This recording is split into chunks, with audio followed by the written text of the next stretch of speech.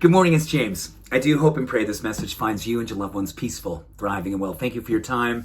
Thank you for your energy. I'm deeply grateful to have the honor and the blessing of laying eyes on you today. And this is going to be a fun morning. And it's a little bit outside of what we normally talk about, but I think you're going to find this really helpful, hopefully encouraging, even though I think the initial statement I'm going to make here is going to make us feel like, really? I really don't want to talk about this right now.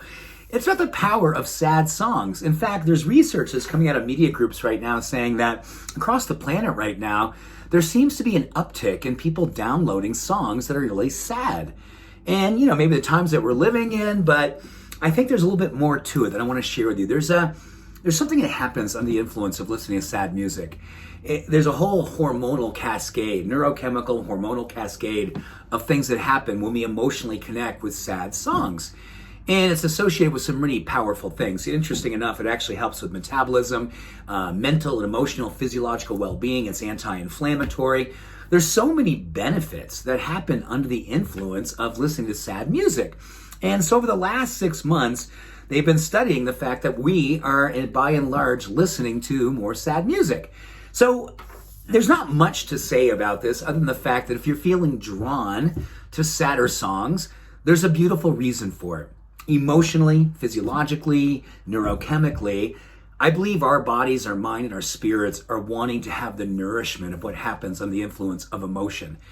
And I think, total open, vulnerable here, there's no question I've had more and more sadness these days just by looking around the world. You see things, you hear things, you're experiencing things personally or just looking out into the world.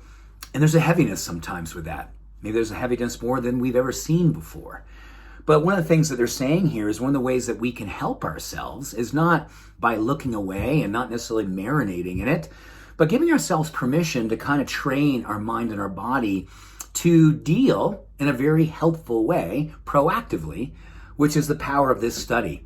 If there's a song that you find, and I wrote a few songs down here that, a little old school, things like Elton John, Sorry seems to be the hardest word. Everybody Hurts by REM, Yesterday, Beatles. Maybe you can share a couple of songs that are in your repertoire of sadness. And this is not a collective bummer. I want you to really understand. I'm sharing this because this is medicine. Studies show that us tuning into a sad song when we're feeling blue, when we're feeling vulnerable, when we're feeling edgy and triggered, this helps us, our mind, our body, our being, to help us to navigate when we're carrying heaviness or when we're feeling like we want to really align with something deeper inside of us. These hormones, these chemistries that happen under the influence of listening to sad music help to build us, help us with resilience, and help us to be stronger by being more open, more aware, and more compassionate and accepting of ourselves. It's a beautiful thing. So if you're feeling so moved, so inclined, please in the comments section share your favorite sad song. So maybe we can put together a song list that we can have here in the treehouse of our favorite sad songs to help us to navigate real life in a really beautiful, loving, self-accepting way. Okay, have a beautiful day. Much love. All blessings. See ya. Bye for now.